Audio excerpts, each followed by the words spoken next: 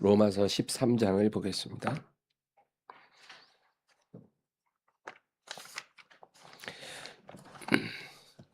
13장 11절부터 14절의 말씀을 다 같이 읽겠습니다. 또한 너희가 이 시기를 알거니와 자다가 깰 때가 벌써 되었으니 이는 이제 우리의 구원이 처음 믿을 때보다 가까웠음이라.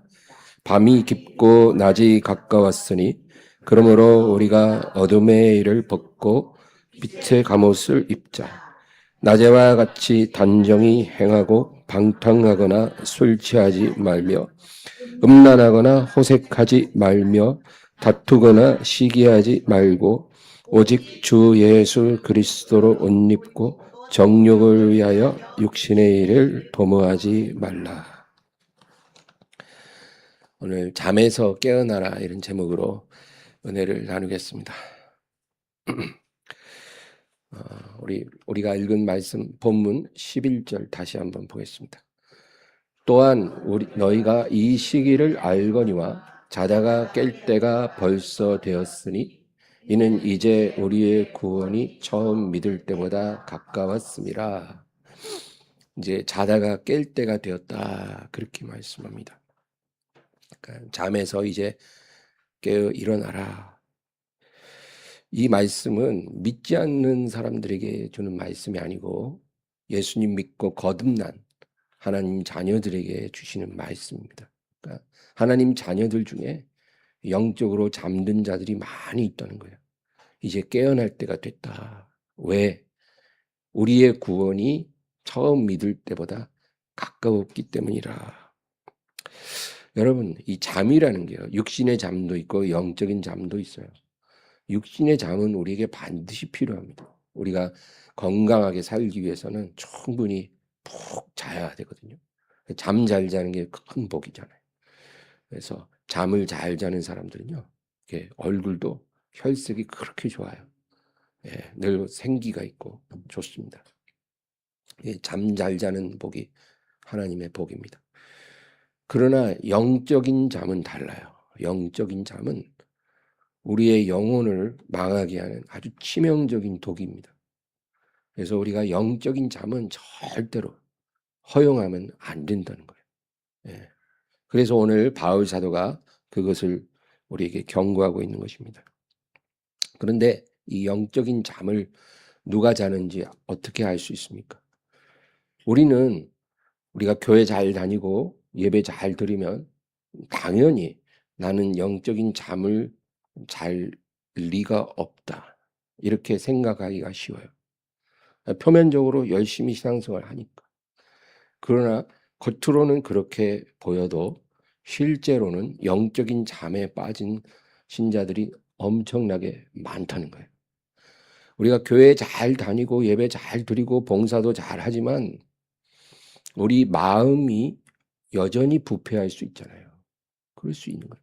우리 안에 하나님만 섬기는 게 아니라 여러 가지 우상이 있을 수 있어요.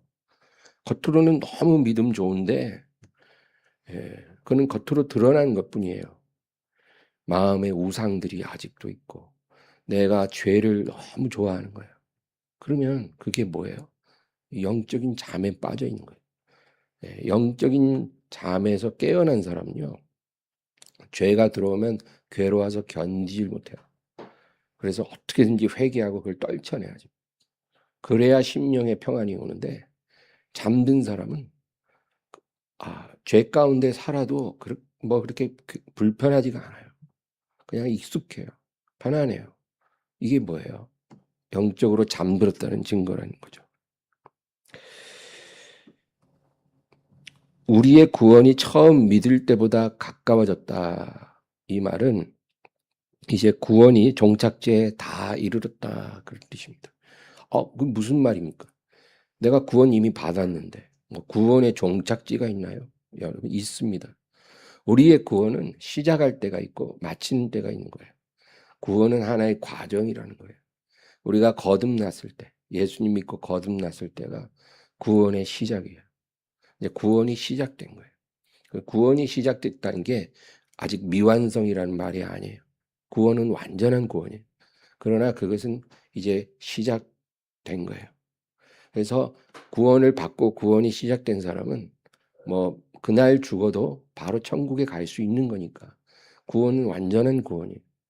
그러나 그 구원의 과정이 끝나는 때까지 구원을 잘 보존해야 된다는 거예요. 우리가 천국 들어가는 그 순간이 구원을 이루는 순간이, 구원을 마치는 순간이. 예. 그래서 거듭날 때부터 천국 들어갈 때까지 이 구원은 시작이 있고 끝이 있다. 마태복음 10장 22절. 또 너희가 내 이름으로 말미암아 모든 사람에게 미움을 받을 것이나 끝까지 견디는 자는 구원을 얻으리라. 이 세상에서 하나님의 신실한 자녀는 세상 사람들로부터 미움을 받는다는 거예요. 모든 사람이 너희를 칭찬하면 화 있을진저. 그러니까 여러분, 세상 사람들에게 사랑받고 인정받는 게 마냥 좋은 것만 아니에요. 우리가 신앙으로 인해서 사람들에게 미움을 받는 그런 삶이어야 그게 진짜 건강하고 아름답다는 거예요. 하나님 앞에서. 그러나 끝까지 견디는 자는 구원을 얻으리라. 그러니까 여러분, 구원 이미 받았지만 구원을 이루기 위해서 끝까지 견디라는 거예요. 주님 말씀에. 히브리서 3장 14절. 우리가 시작할 때 확신한 것을 끝까지 견고히 잡고 있으면 그리스도와 함께 참여한 자가 되리라. 시작할 때 확신했죠. 우리의 믿음은 아주 확실합니다. 그러나 그것을 끝까지 견고히 잡고 있으면 그리스도와 함께 참여한 자가 되리라. 이게 우리에게 필요한 거예요. 끝까지 잡고 있어야 되는 거예요. 언제까지? 예수님 오실 때까지. 그러면 우리가 예수님과 함께 영원히 그 나라를 유업으로 받아서 살게 된다. 그것입니다. 우리가 구원을 받았지만 아직 구원을 이룬 게 아니라는 거예요. 우리는 그날까지 지켜야 합니다. 우리가 이렇게 구원을 이루어가는 과정 중에 있는데 그것을 알고 우리의 구원을 무너뜨리려고 하는 원수가 있어요. 여러분, 그래서 원수가, 마귀가 우는 사자같이 돌아다니며 삼킬 자를 찾는다 그랬죠. 그러니까 우리가 지금 살고 있는 이 삶은 구원받은 복된 삶이면서 원수가 우리를 삼킬 수 있는 그런 위험성도 공존하는 그런 삶이에요. 그러니까 완벽한 구원을 누리는 그런 천국의 삶이 아니라 위험성이 공존하고 있다 그거예요. 그래서 예수님도 원수가 오는 것은 도적질하고 죽이고 멸망시키려는 것뿐이요. 인자가 오는 것은 양으로 생명을 얻게 하되 풍성히 얻게 하려는 것이라. 이 세상은 원수가 있다는 것. 그가 뭘 해요? 도적질하고 죽이고 멸망시켜. 우리의 영혼을 무너뜨리기를 원하는, 우리의 구원을 빼앗기를 원하는 그런 우리가 순간을 지금 살고 있다는 거죠. 그래서 마귀가 우리를 삼키고 도적질하기 위해서 가장 효과적인 방법이 뭐냐? 우리의 구원을 탈취하기 위해서 마귀가 가장 즐겨 사용하는 방법이 영적인 잠에 빠져들게 하는 거예요. 그게 제일 효과적이에요. 여러분, 속는 자가 속는 줄도 모르게 속이는 게 최고의 사기예요. 진짜 특급 사기꾼들은 속는 자가 자기가 속았다는 것도 모르게 속여요. 마귀의 속성이에요. 우리가 영적으로 잠들었다는 것도 모르게 우리를 잠에 들게 해요. 우리가 구원받지 못하는 그러한 길로 가고 있다는 것도 모르게 우리를 실족시켜요. 그래서 무서운 거예요. 내가 지금 잘못됐다 생각하면 돌이키잖아요. 근데 내가 지금 잘 가고 있다고 믿게 만들 수만 있으면 완벽한 거거든요. 그게 마귀의 전공이에요. 마귀는 아주 최고의 사기꾼이에요. 최고의 도둑놈이에요. 진짜 최고의 도둑놈은 이게 보석을 훔치잖아요. 그러면 그 보석을 도둑질 당한 사람이 자기가 그걸 잃어버렸다는 것도 모르게 도둑질을 해요. 그래서 값비싼 보석을 훔치고 똑같은 이미테이션을 거기다 갖다 놓아요. 그러면 어떻게 돼요? 이 사람은 자기 보석이 도난당했다는 것도 수년 동안 모를 수 있어요. 똑같게 생겼으니까. 얼마나 기가 막힌 도둑질이에요. 신고도 못해요. 도둑질 당했다는 걸 모르니까. 그럴 수 있듯이 마귀도 그런 방법으로 우리를 잠들게 해서 우리가 마치 구원을 잘 지키고 있는 것처럼 믿게 만든다는 거예요.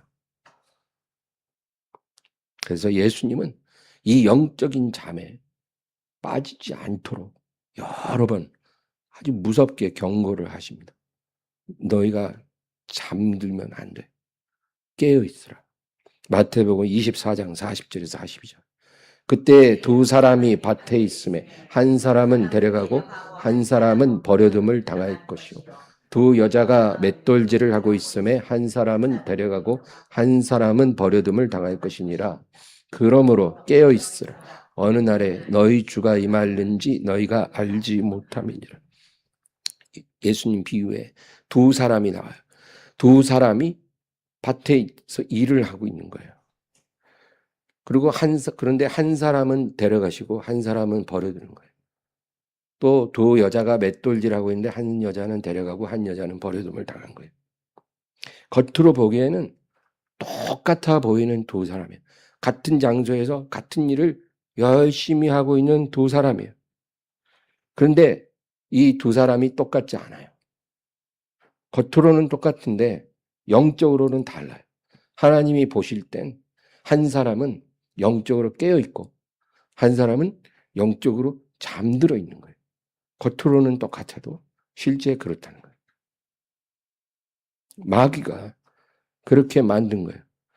영적으로 자고 있는 사람으로 자기가 깨어 있다고 착각하게 만든. 자기 옆에서 일하고 있는 사람과 내가 영적으로 동등하다고 동일하다고 믿게 만들었어요. 그런데 어떻게 됐어요? 나는 내가 깨어 있는 줄 알았는데 막상 그날에 주님께서 정말 깨어있는 그 한 사람 데려가시고 자기가 깨어있다고 착각했던 그 사람은 버려두는 거예요. 이게 마귀 역사예요. 이런 일들이 일어난다는 거예요. 여기 나오는 두 사람, 똑같이 일하고 있는 두 사람은 믿지 않는 불신자가 아니고 믿는다고 하는 사람들이에요. 그런데 한 사람은 데려가고 한 사람은 버려두는 거예요. 그러니까 영적으로 깨어있는 것과 영적으로 잠든 것이 이렇게 무서운 거예요. 우리의 영원한 생명이 거기에 있어요. 그러므로 예수님이 깨어있으라 그렇게 경고를 하십니다. 그 밑에 43, 44절. 너희도 아는 바니 만일 집주인이 도둑이 어느 시각에 올 줄을 알았더라면 깨어있어 그 집을 뚫지 못하게 하였으리라. 이러므로 너희도 준비하고 있으라. 생각하지 않은 때에 인자가 오리라. 그렇죠. 너희도 준비하고 있으라. 생각하지 않을 때 인자가 오리라. 미리 준비돼야 돼요. 인자가 이미 오신 다음에는 준비할 수 없어요. 미리 준비된 사람, 미리 깨어있는 사람만 도둑이 오는 걸 막을 수가 있듯이 예수님을 맞이할 수가 있는 거예요. 잠들어 있으면 예수님을 만날 수가 없습니다. 너무나 중요합니다. 깨어있는 사람은 언제라도 주님을 만날 준비가 되어 있는 사람을 말해요. 그래서 그 다음에 마태복음 25장에 넘어가면 열 처녀 비유를 말씀하시는 거예요. 이어지는 거예요. 열 처녀 뭐예요? 다섯 처녀는 깨어 있고 다섯 처녀는 잠들어 있어요. 준비된 사람이 절반이고 준비되지 않은 사람이 절반이에요. 그러니까 이 성경적인 비유를 우리가 보면 교회 안에 10명이 예배드리고 있어도 절반은 깨어 있는 거고 절반은 잠들어 있는 거. 근데 문제는 잠든 5명은 절반은 자기가 잠들어 있는지를 모른다는 게 심각한 문제라는 거예요. 자기가 잠든 줄 알면 깨어날 수 있죠. 근데 잠들어 있는지 모르니까 위험하다는 거예요. 그래서 밭에서 일할 때든지 맷돌을 갈 때든지 침상에 누워 있을 때든지 항상 깨어 있으라는 거예요. 육신으로 잠을 자도 영적으로는 깨어 있으라. 회사에서 일을 해도 영적으로 깨어 있으라는 거예요. 집안에서 집안일을 해도 깨어 있으라. 어디에서든지 깨어 있으라. 언제 너희 주가 임하실는지 너희는 알지 못하라는 거예요. 새벽일는지 한낮일는지 한밤중일는지 너희는 모른다는 거예요. 우리가 예수님을 만날 장소와 시간을 우리는 모르기 때문이에요. 마가복음 13장 보면 이 말씀 33에서 37절인데 여기에 깨어 있으라를 주님이 몇 번이나 말하는지 한번 읽어보겠습니다. 주의하라 깨어 있으라 그때가 언제인지 알지 못함이라. 가령 사람이 집을 떠나 타국으로 갈 때 그 종들에게 권한을 주어 각각 사물을 맡기며 문지기에게 깨어 있으라 명함과 같으니 그러므로 깨어 있으라. 집주인이 언제 올는지 혹 저물 때인지 밤중일는지 다굴 때일는지 새벽일는지 너희가 알지 못함이라. 그가 호련히 와서 너희가 자는 것을 보지 않도록 하라. 깨어 있으라. 내가 너희에게 하는 이 말은 모든 사람에게 하는 말이니라 하시니라. 여러분, 이 본문에서 예수님이 깨어 있으라를 4번이나 반복해요. 이건 엄청난 거예요.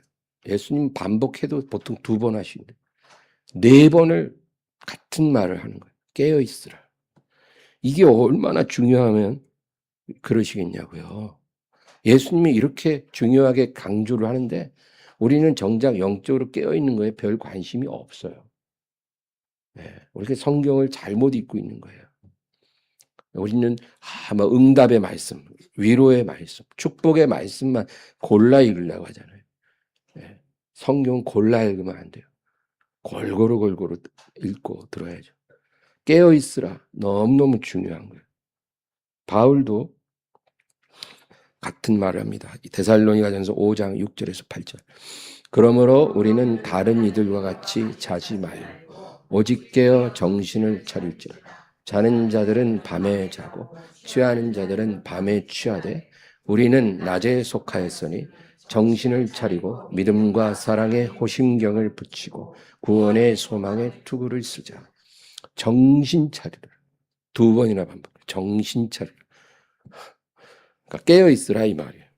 베드로도 같은 말합니다. 베드로전서 4장 7절 8절. 만물의 마지막이 가까이 왔으니 그러므로 너희는 정신을 차리고 근신하여 기도하라.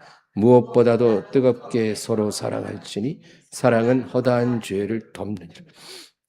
정신을 차리고 깨어서 근신하며 기도하라는 거예요. 네, 근신하라. 그게 뭐예요? 세상 일로 정신없이 분주하게 살지 말라는 거예요. 우리가 여러분 세상에서 살면 점점 바빠져요. 점점 바빠져요. 집에만 있어도 바빠요. 밖에 나가면 더 바빠요. 일에 취해서 살면 정신없이 분주하게 살 수밖에 없잖아요. 그죠? 네, 머리가 너무 복잡해요. 막 할 일이 너무 많아요. 카톡도 막 수십 개씩 오고 전화도 너무 많이 오고 걸어야 할 때도 많고 정신없이 분주하게 사는데 그러지 말라는 거예요. 지금이 때가 가깝기 때문이에요. 잠에서 깨어야 되기 때문이에요. 그래서 근신하라는 말은 지나치게 정신 못 차리고 분주해지지 말라. 너의 삶을 간소하라는 거예요. 쳐낼 가지 다 좀 쳐내라는 거예요. 만남도 쳐내고 관계도 쳐내고 취미도 쳐내고 너 마음을 채우고 있는 여러 가지 잡다한 것들 다 좀 쳐내라는 거예요. 삶을 아주 심플하게 만들고 가장 본질적이고 나에게 중요한 것에 집중하라. 이게 근신하는 거예요. 그리고 기도에 힘쓰라. 여러분 바쁘면요. 마음이 산란하고 몸이 피곤해지니까 기도를 못해요. 할 거 다 하고 기도하려면 이 기도가 안 돼요. 그냥 쓰러지듯이 자는 거예요. 그리고 일어나면 또 정신없이 세수하고 옷 입고 출근하기 바쁘고 기도를 할 시간이 없잖아요. 그러지 말라는 거예요. 근신하서 삶의 가지를 쳐내고 본질에 집중하고 기도에 힘쓰라. 이것이 만물의 마지막이 가까운 시대를 살고 있는 우리가 가야 할 삶의 태도예요. 여러분, 지금 마지막 때라는 것을 우리가 모를 수가 없어요. 우리가 사는 이 시대가 마지막 시대입니다. 제가 시한부 종말론자 아닙니다. 이건 성경적으로 시대의 징조를 분별하면 그렇게 알 수밖에 없어요. 너희가 저녁하더니 붉으면 날이 더울 것 알고, 예? 계절과 이런 모든 자연을 분별하는데 왜 시대의 징조를 분별하지 못하느냐? 지금이 마지막 시대입니다, 여러분. 그러니까 정신 차리고 근신하여 기도하라. 그리고 이어서 8절에 무엇보다도 뜨겁게 서로 사랑할지니 사랑은 허다한 죄를 덮느니라. 이 말은 사랑스러운 사람만 사랑하지 말고 사랑스럽지 않은 사람도 의지를 갖고 사랑하라는 거예요. 여러분, 사랑스러운 사람을 사랑하는 건 세상 죄인들도 잘해요. 누구나 다 사랑스러운 사람은 사랑해요. 나에게 잘해주고 내가 좋아하는 사람한테는 다 잘해요. 그런 것만이 아니에요. 사랑스럽지 않은 사람, 그들도 주 안에서 사랑하라. 네, 사랑하라. 내가 할 수 있는 최선으로 사랑하는, 교회 안에서 우리가 정말 사랑하기 힘든 사람이 있을 수 있죠. 사랑하라. 우리 교회에 자주 오는 노숙자도 여러분, 우리가 해줄 수 있는 만큼 사랑해. 내가 바깥에서 만나는 모든 사람들, 그들이 믿지 않는 사람이라도 내가 해줄 수 있는 만큼 사랑하는 거예요. 왜 이것이 중요하냐? 이런 사랑이 허다한 죄를 덮는다는 거예요. 우리의 모든 죄를 이런 사랑이 덮어줍니다. 그래서 우리를 마지막 날에 구원으로 인도하는 거예요. 그러니까 형제를 중심으로 용서하지 않는 자는 너희 아버지께서도 용서하지 않으시리라. 여러분, 우리의 구원을 상실하는 거예요. 누군가가 미워서 용서가 안 된다? 이거는 내가 구원 안 받겠다는 거예요. 그러니까 뜨겁게 사랑하는 거예요. 우리의 구원에 아주 필수적인 거예요. 사랑하라는 거예요. 멀리 저 아프리카 남단에 있는 어떤 사람을 사랑하라는 게 아니잖아요. 내 삶에 내 눈앞에 보여지는 사람들, 내가 만나지는 사람들, 그들을 사랑하라. 사랑하는 것이 중요합니다. 구원을 우리가 받았죠. 우리가 예수님 믿고 구원을 받은 것은 너무나 귀한 은혜예요. 이거는 하나님의 전적인 은혜로 우리에게 주신 거예요. 그런데 우리가 이 받은 구원을 주님의 날까지 이루라는 거예요. 이루라. 이건 누가 해야 돼? 우리가 하는 거예요. 물론 하나님의 은혜가 필요하지만 우리의 책임이 아주 크다. 에베소서 4장 30절 읽겠습니다. 하나님의 성령을 근심하게 하지 말라. 그 안에서 너희가 구원의 날까지 인치심을 받았느니라. 우리가 하나님의 성령, 우리 안에 계신 성령이에요. 다른 데 계신 성령님이 아니에요. 성령님은 온 우주에 충만하신 하나님이지만 내 안에 계신 성령을 내가 근심하게 하면 안 돼요. 여러분, 성령님을 근심하게 하면 성령님이 우리를 책망하십니다. 근데 우리가 그 책망을 자꾸 무시하잖아요. 그러면 그가 우리에게서 떠나버리세요. 그럼 어떻게 돼요? 구원의 날에 우리에게 구원의 인치심이 없는 거예요.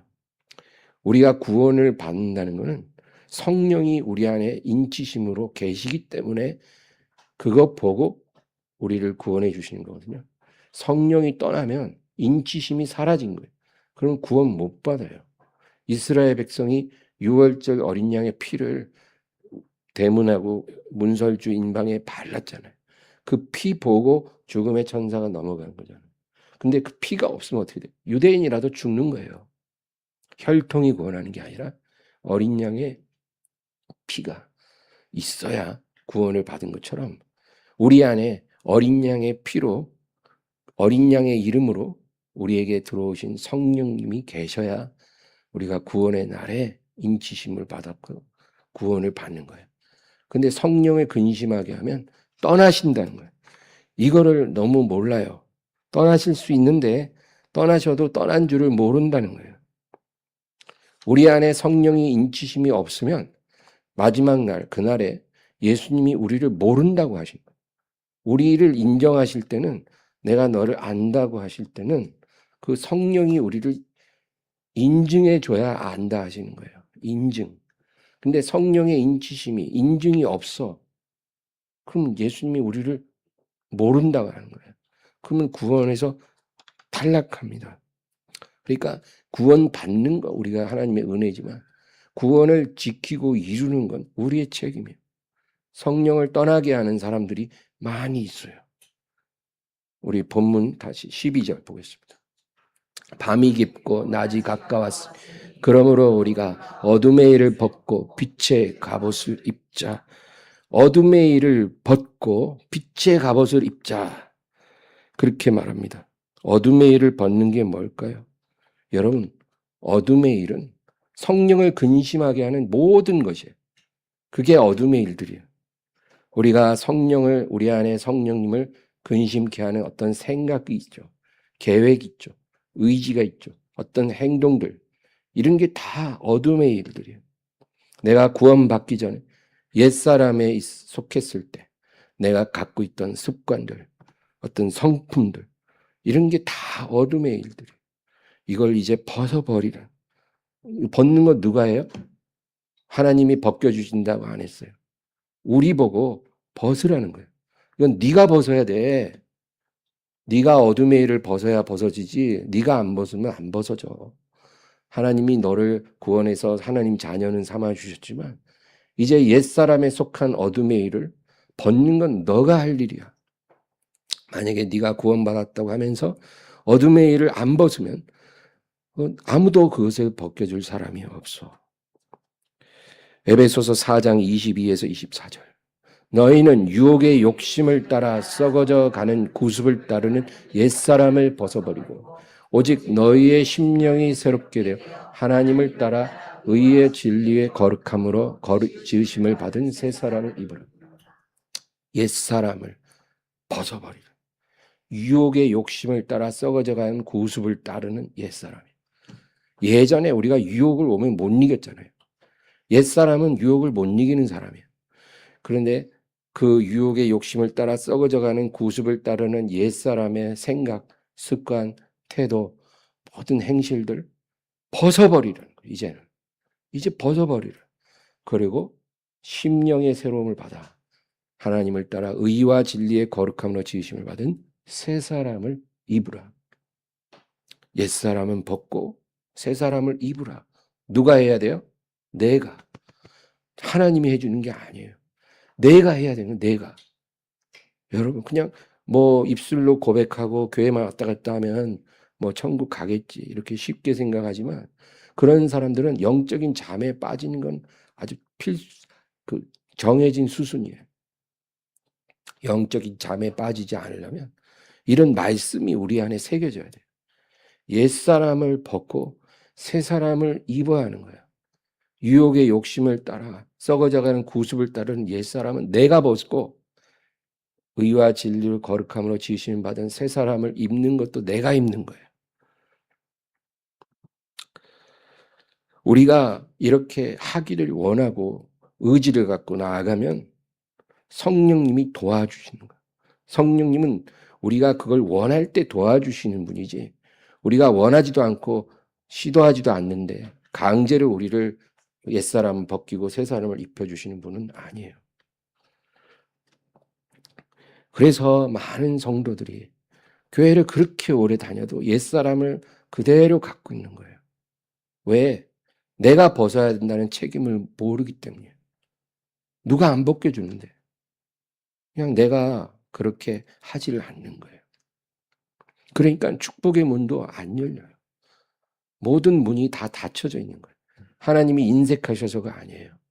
하나님의 말씀의 매뉴얼을 우리가 따르지를 않기 때문에.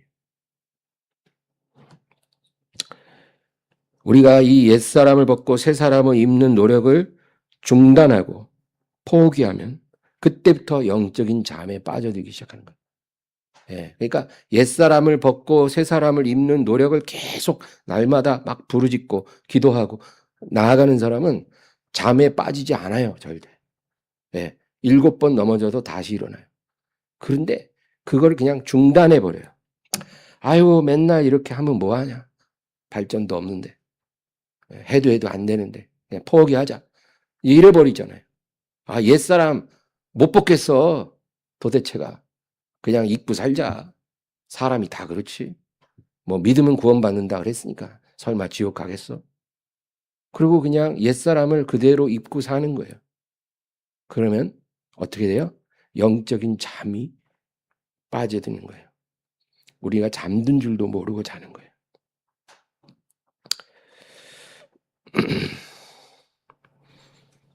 여러분, 우리가 성령의 책망을 함부로 여기면 안 돼요.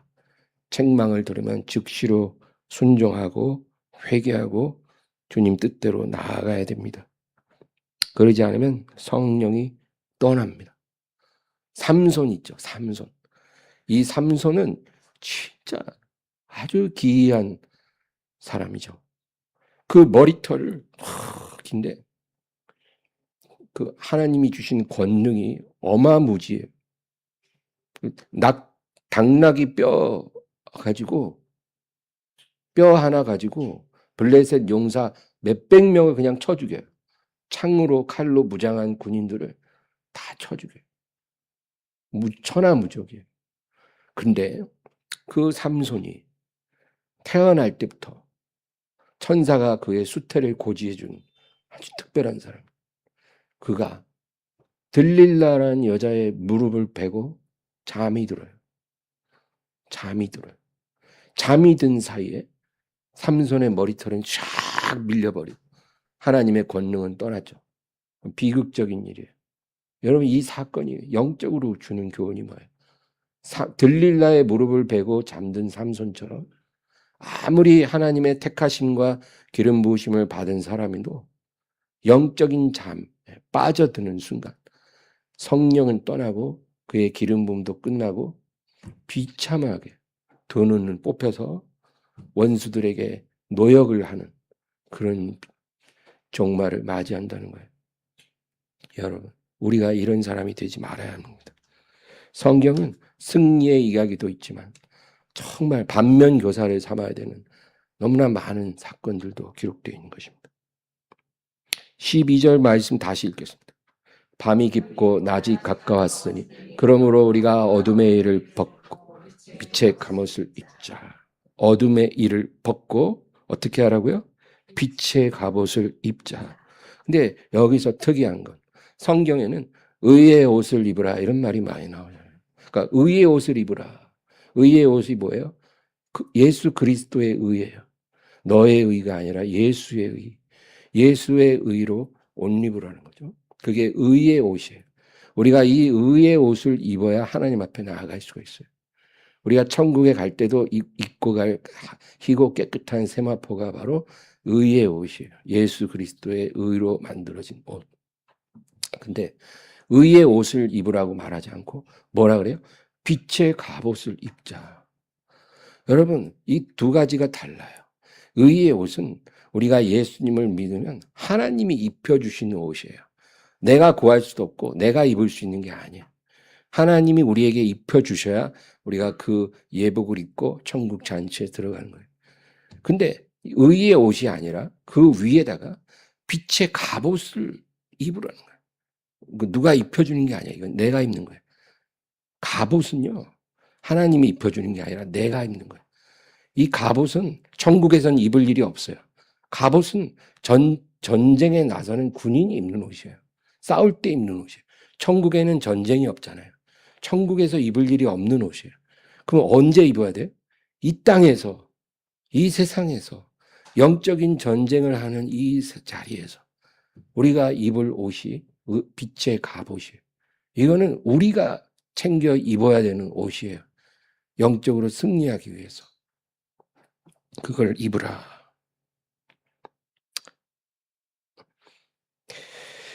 이제 다시 13, 14절 이어서 읽겠습니다.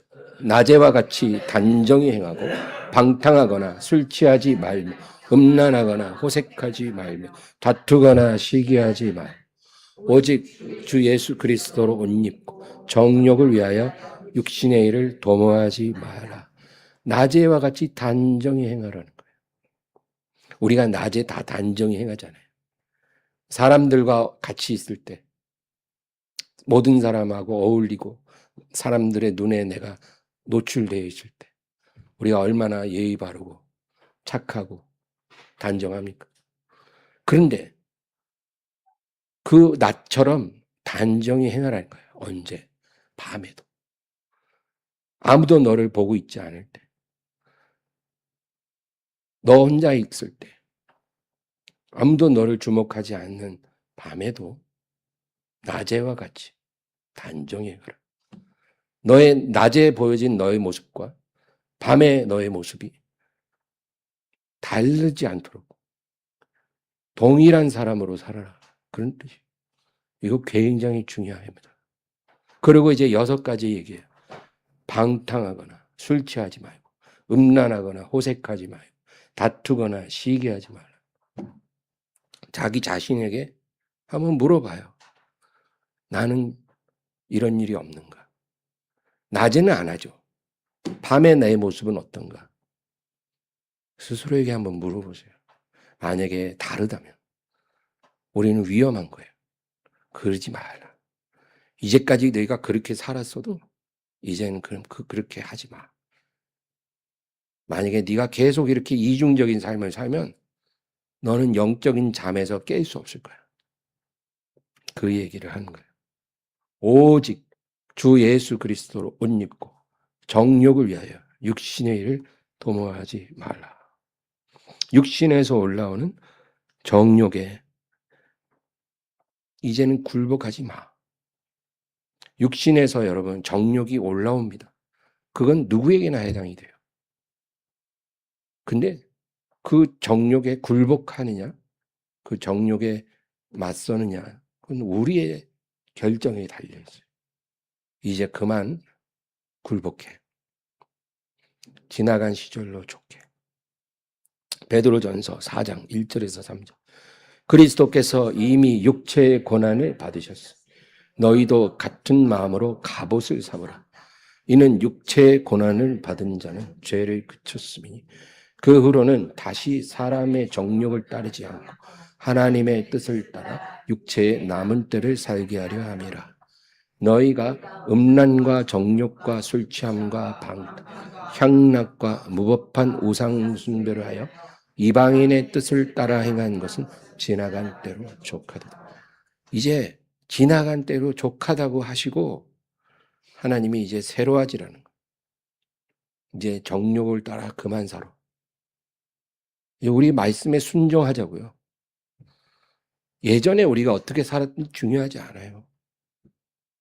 예전에 정말 죄악의 진흙탕에서 뒹굴었어도 내가 오늘 말씀대로 순종하면 그 사람은 정결한 사람이에요.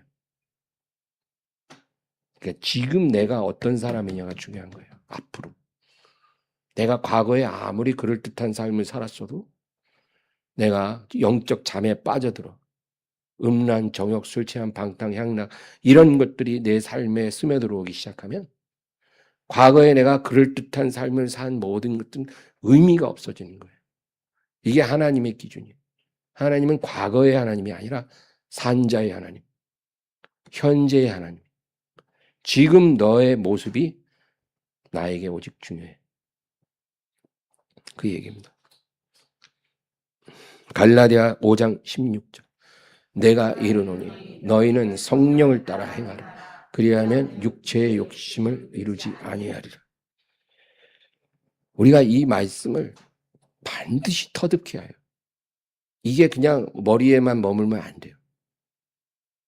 여러분, 이 말씀이 내 삶에 능력으로 나타나야 돼요.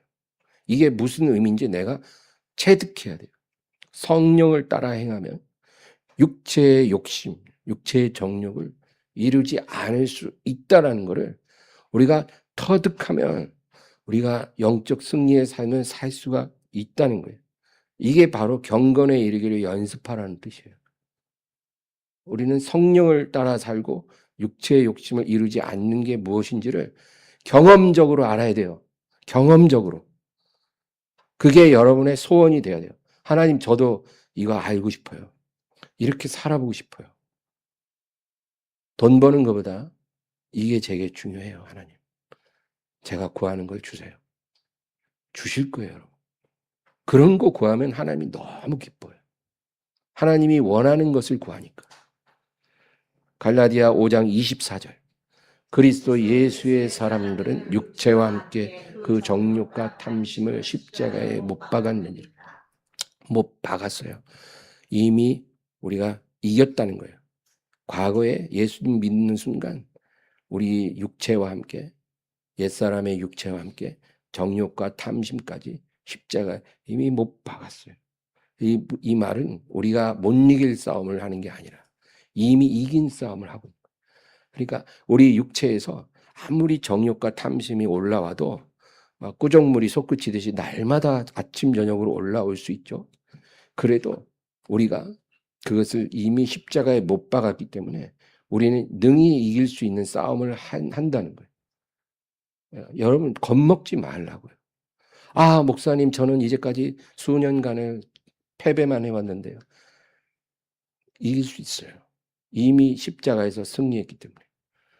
그러니까 담대하게 나아가라는 거죠. 요한일서 3장 2절 3절. 사랑하는 자들아, 우리가 지금은 하나님의 자녀라. 장래에 어떻게 될지는 아직 나타나지 아니하였으나 그가 나타나시면 우리가 그와 같은 줄을 아는 것은 그의 참모습 그대로 볼 것이기 때문이니 주를 향하여 이 소망을 가진 자마다 그의 깨끗하심과 같이 자기를 깨끗하게 하여. 여러분, 그리스도인의 소망이 뭘까요? 그리스도인의 소망은 이 세상에 있는 것이 절대 아닙니다. 이걸 믿으세요. 우리의 소망은 이 세상에 있는 게 아니에요. 너무나 많은 신자들이 이 세상에 있는 것을 소망으로 알고 살아가요. 좀 더 넓은 집에서 사는 것, 좀 더 많은 수입을 올리는 것, 내가 이 세상에서 하고 싶은 버킷리스트를 다 해보는 것, 그런 게 소망이 되어버렸어요. 그거는 하나님 없는 인생들의 소망이지, 썩어질 소망이지, 하나님 자녀의 소망이 아니에요. 성경에서 말하는 우리의 소망은 이 세상에 있는 것이 아니라는 거예요. 여기 보면 그가 나타나시면, 그가 예수님이 다시 오심을 말하는 거예요. 예수님이 오시면 우리가 그와 같을 줄 안다는 거예요. 예수님처럼 변화되는 거예요. 그리고 변화된 우리는 예수님의 참모습, 지금 우리가 믿음으로만 보지 진짜 못 보잖아요. 예수님은 볼 수가 없잖아요. 그때는 예수님의 참모습을 그대로 보게 된다는 거예요. 여러분, 기대되지 않아요? 이게 우리 그리스도인의 소망이에요. 큰 집을 살고 돈을 많이 벌고 유명한 사람 되고 모든 사람에게 막 전화가 오고 사람들이 다 나를 찾고 기다리고, 이런 인생이 우리의 소망이 아니고요.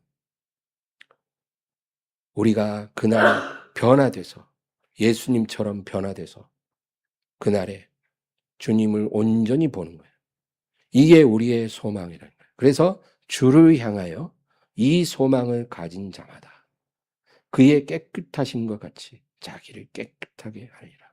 그러니까 정말 이 소망을 가진 사람은 자기를 깨끗하게 해야 한다는 거예요. 주님이 깨끗하신 분이기 때문에 내가 깨끗해지지 않으면 주님을 볼 수 없다는 거예요.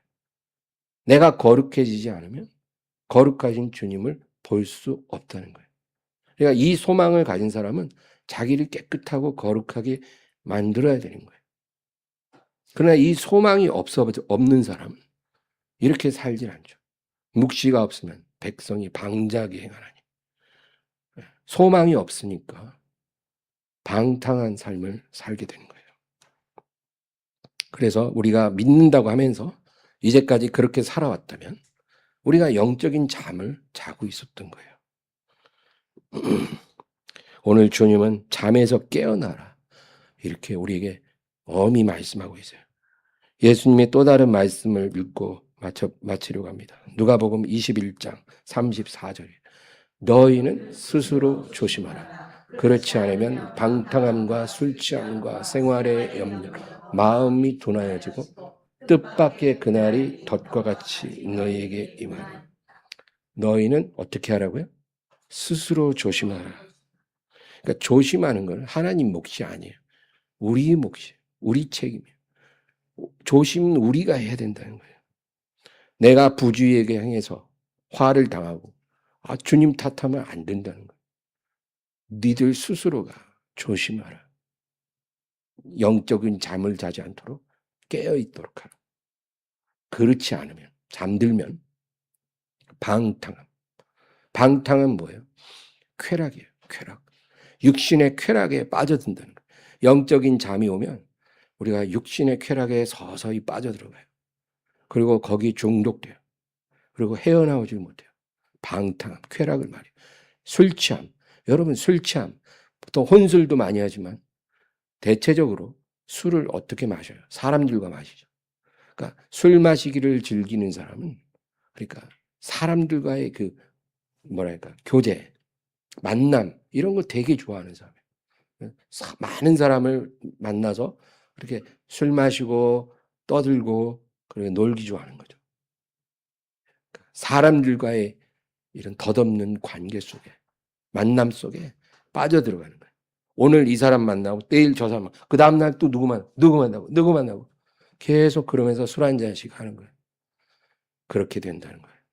생활의 염려. 이건 돈에 대한 거예요.